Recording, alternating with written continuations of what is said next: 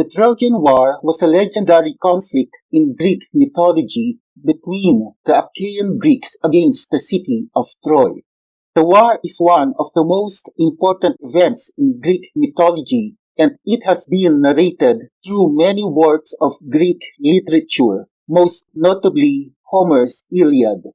The core of the Iliad, books 2 to 23, describes a period of 4 days and 2 nights in the 10th year of the decade-long siege of Troy. The key to unlocking the historic Trojan War, in my opinion, is to first identify who exactly the Trojans, the Amazons, and the Achaeans were in history, because these were the major players in the Iliad. In my previous video titled Historical Troy was in Eupatoria near the Amazon city of Themyscira on the Black Sea southern coast, I talked about the alliance between the Trojans and the Amazons during the war, and how close was Themyscira, the capital of the Amazons, to the city of Troy, which I identified as Eupatoria, just 65 kilometers away from each other. In that video, I concluded, based on Homer's descriptions, that the city of Troy must be located near the conjunction of two rivers, namely Scamander, which I identified as the Iris or Yesilirmak River, and the Simoeis River, which I identified as the Lycus or Kelkit River. And Eupatoria, just like Troy, was located just south of where the Lycus flows into the Iris River. Both Eupatoria and Themyscira were near the southern coast of the Black Sea in Turkey, in a region also known as the Pontic region of Asia Minor in northern Anatolia, Turkey. Also, in my other video titled Troy was Hyasa, Amazon was Azi, Ania was Achilles, and Osiris eclipse on Trojan War's 10th year, I identified the Trojan-Amazon alliance as the Hyasa-Azi Confederation located in the Pontic region of Asia Minor, where also Eupatoria and Themyscira were located. I specifically identified Hyasa as Troy and Azi as Amazon. I ended that video by saying that Osiris II's historical solar eclipse was visible at the mouth of the Yesilirmak River, where according to Homer the Trojan War battles were fought on August 2, 979 BC at 2:31:30 UTC, just 17 minutes after sunrise. That day also marked the death of Patroclus, a close friend of Achilles, during the 10th year of the Trojan War. I dated Osiris eclipse using Stellarium in my video titled Redating Osiris II's solar eclipse to August 2, 979 BC means Hittite chronology is 334 years too early. This eclipse occurred in the latter part of Osiris' 10th year, thus Osiris' first year when he ascended the Hittite throne coincided with the first year of the Trojan War. In my video titled Historic Trojan War, Priam was Hakani, Demas was Tudhalia, Otreus was Supiluluma, Asius was Zeda, I identified several historical personages and their associated character names in the Iliad, which documented the Trojan War. Hakani was a king of Hyasa, who I believe to be the Trojan king Priam, while Tudhalia and Supiluluma were Hittite kings, who I believe were the Phrygian kings Demas and Otreus, respectively. Zeda was a Hittite prince, who I believe was the Phrygian prince Asius. The Hittites called their kingdom Hattusa, which in my research was also the Phrygia of Homer's Iliad. Menelaus, Achilles, Agamemnon, and Odysseus were some of the main heroes of the Achaeans mentioned in Homer's Iliad, and in my opinion, the key to identify their historical names is to first know exactly who the Achaeans were. The Ionians, were one of the four major tribes that the Greeks considered themselves to be divided into during the ancient period, the other three being the Dorians, Aeolians, and Achaeans. Furthermore, the Ionian dialect was one of the three major linguistic divisions of the Hellenic world, together with the Dorian and Aeolian dialects. Note that there is no such thing as an Achaean dialect. According to historians, the Achaeans inhabited the region of Achaea in the northern Peloponnese and played an active role in the colonization of Italy, founding the city of Croton. Unlike the other major tribes, the Achaeans did not have a separate dialect in the classical period, but were instead using a form of Doric or Dorian. In my opinion, if the Achaeans in the northern Peloponnese spoke Doric Greek, then they should be considered as Dorians, not Achaeans.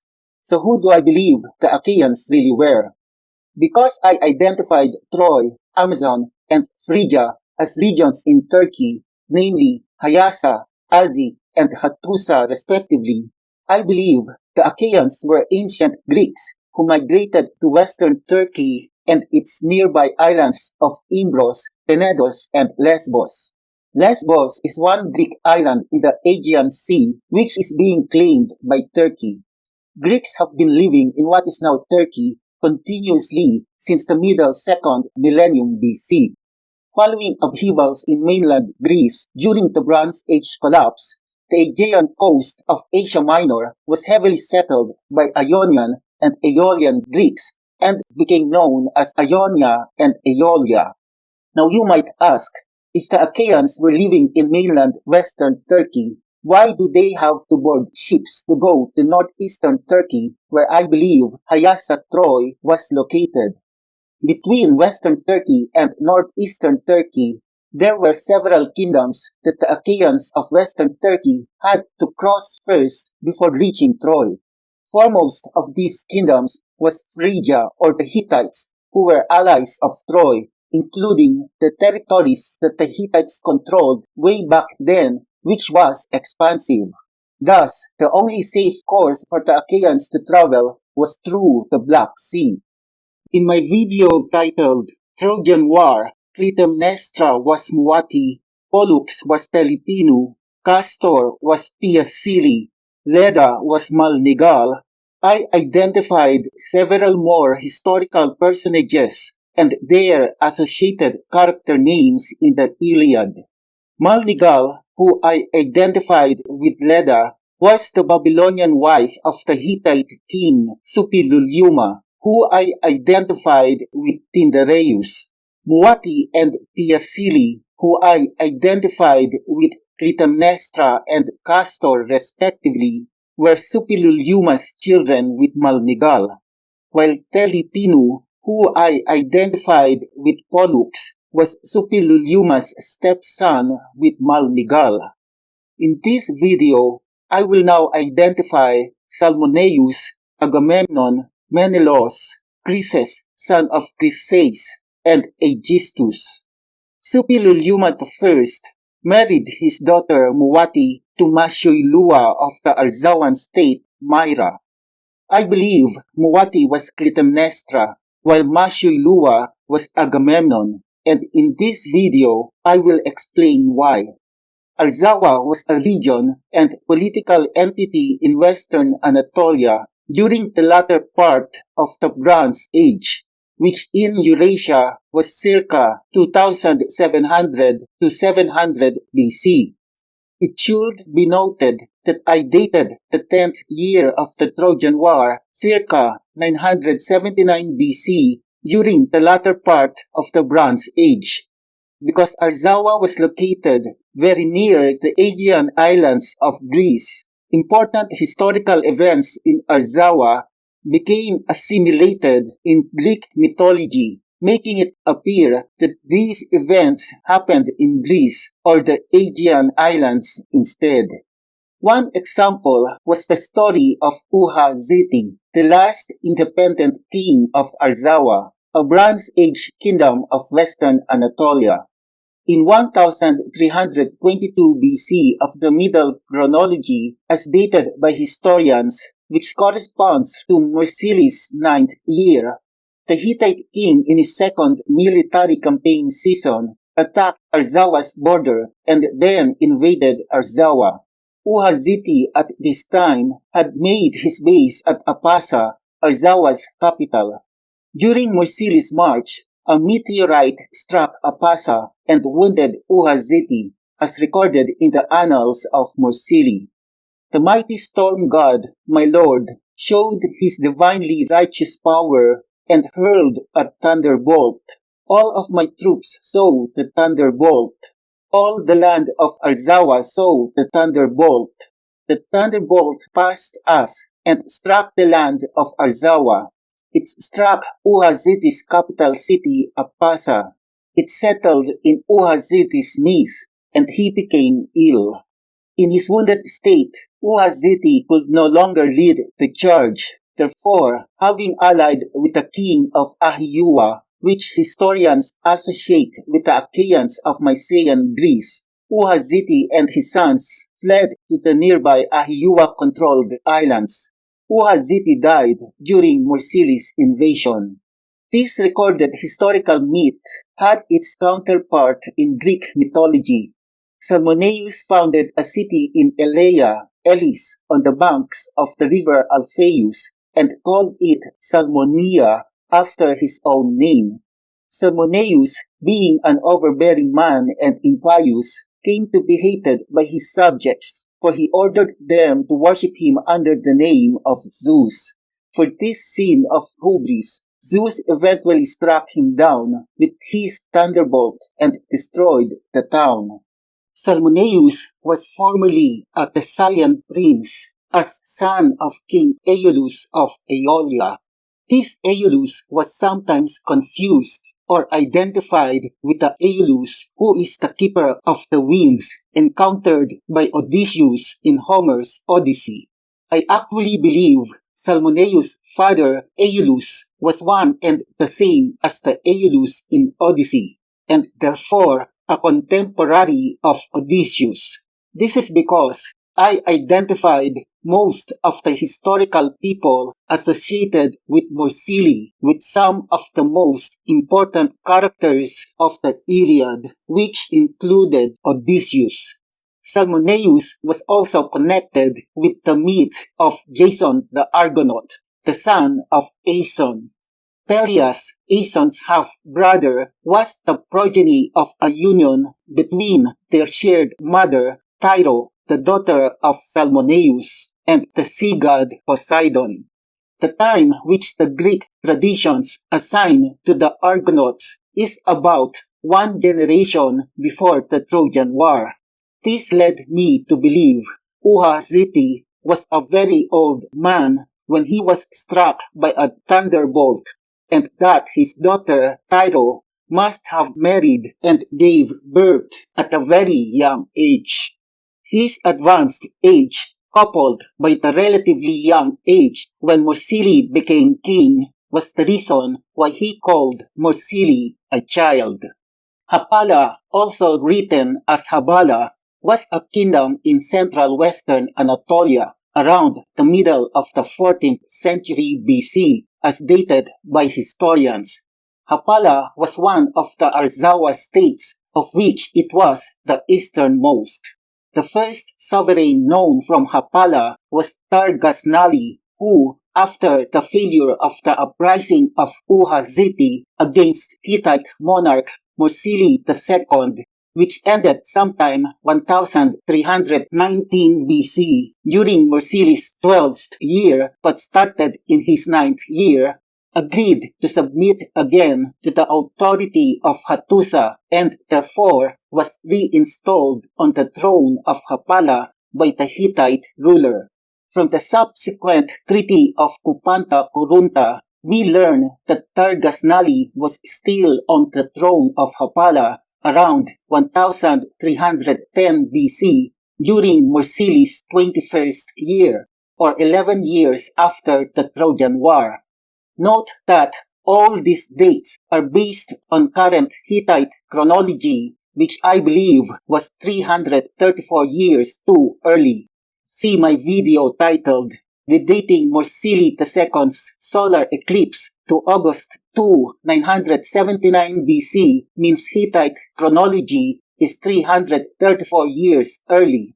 Also, historians have two conflicting chronologies dating Mursili II's reign, 1330 to 1295 BC using Middle chronology or 1321 to 1295 BC using Short chronology, which only highlights the historians' confusion with their dating of events.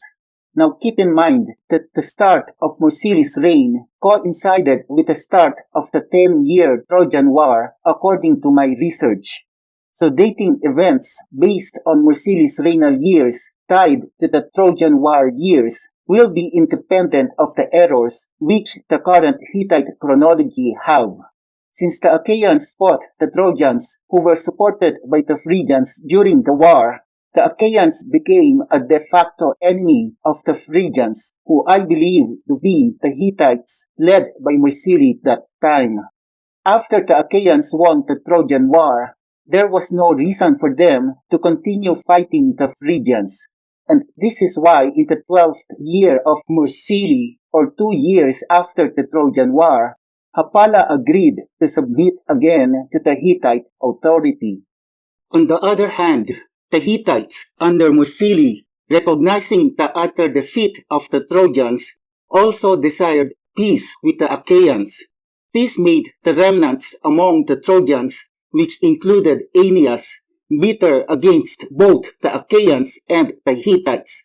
And in my previous video titled, Dido was Hiram Abib's widowed mother, Rapha, father of Goliath, was Hercules, and the Sea Peoples descended from Aeneas. I showed how the Sea Peoples, who were descendants of Aeneas, succeeded in destroying Hattusa and Arzawa, respectively, the kingdoms of the Hittites and the Achaeans. I believe Targasnalli, the sovereign of Hapala, was Menelaus, who returned to Sparta with Helen 8 years after he had left Troy. This is consistent with Targasnalli still being on the throne of Hapala around 1310 BC during Mursili's 21st year, or 11 years after the Trojan War. And according to Homer's Odyssey, Menelaus and Helen were still ruling Sparta shortly before Odysseus returned to Ithaca from Troy 10 years after the Trojan War. Because Menelaus and Helen had no male heir while they were away, Sparta was being governed by Chryses, Menelaus' nephew by his brother Agamemnon, and Chryseis, Agamemnon's former slave, who agreed to submit again to the Hittite authority 2 years after the Trojan War. Let me explain why. Myra was one of the semi-autonomous vassal state kingdoms that emerged in western Anatolia, Asia Minor, following the defeat and partition of the larger kingdom of Arzawa by the victorious Suppiluliuma, father of Mursili of the Hittite Empire. Kupanta Kurunta was believed to be born at Myra in western Anatolia in one of the princely families. His father joined a coup against King Mashuiluwa of Myra. The Hittite king Suppiluliuma I married Mashuiluwa to his daughter Muwati and reinstalled him. Kupanta Kurunta's father apparently died or was exiled soon after. Mashuiluwa then asked Suppiluliuma's successor, Mursili II, if he could adopt Kupanta Kurunta as a son. Myra remained a Hittite ally against Uhha-Ziti of Arzawa, but 2 years after Mursili's eclipse, which would mean 1310 BC using the short chronology, and 2 years after the Trojan War, Myra rebelled under influence from Great House father, probably an adventurer and usurper from Massa. Mursili quashed this rebellion, transferred Mashuiluwa to a priesthood in Hittite territory, and installed Kupanta Kurunta as king. These were the events in Myra as recreated by historians. Now there is an obvious inconsistency in the historical account here, or a wrong arrangement of the series of events. After all, why would Mashuiluwa ask Mursili if he can adopt Kupanta Kurunta after Kupanta Kurunta and his father just staged a coup against him? In my research, Mashuiluwa was Agamemnon and Kupanta Kurunta was Chryses, his son with Chryseis, a Trojan woman, the daughter of another Chryses, a Trojan priest of Apollo. After Chryses' mother Chryseis was released shortly as a prisoner and allowed to return to her hometown, she gave birth to Chryses, her son with Agamemnon. Many years later, Orestes arrived with Iphigenia, both children of Agamemnon with Clytemnestra, to Sminthe and were seized by Chryses, who decided to return them to King Thoas and the Taurians. But through his grandfather Chryses, he learned that they were also children of Agamemnon. So Chryses, joining his forces to those of his half-brother Orestes, attacked the Taurians and killed their king Thoas. After this, Chryses goes with Orestes and Iphigenia to Mycenae to visit the grave of their father Agamemnon. As you can see, the events in Myra as recreated by historians were different from the Greek mythology as narrated by Homer. First of all, Mashuiluwa, who I believe was Agamemnon, was not killed after returning from the Trojan War, but was only transferred by Mursili to become a priest in the Hittite territory. Because the rebellion of Myra against Mursili and Mashuiluwa that involved a usurper called Great House Father happened 2 years after the Trojan War, this means Agamemnon must have returned no later than 2 years after the war, when Chryses and Orestes, together with Chryses' army, marched to Mycenae. Agamemnon was still alive, and they were not visiting the grave of their father. Orestes probably asked Chryses' help to liberate Agamemnon from Clytemnestra, Agamemnon's wife, who I believe was Muwati, the daughter of Suppiluliuma. She had a love affair with Aegisthus, her husband's cousin, while her husband was fighting in the Trojan War. When Kupanta Kurunta, or Chryses, marched to Myra with his father, it was not to stage a coup against Mashuiluwa or Agamemnon, but to liberate him from Great House Father.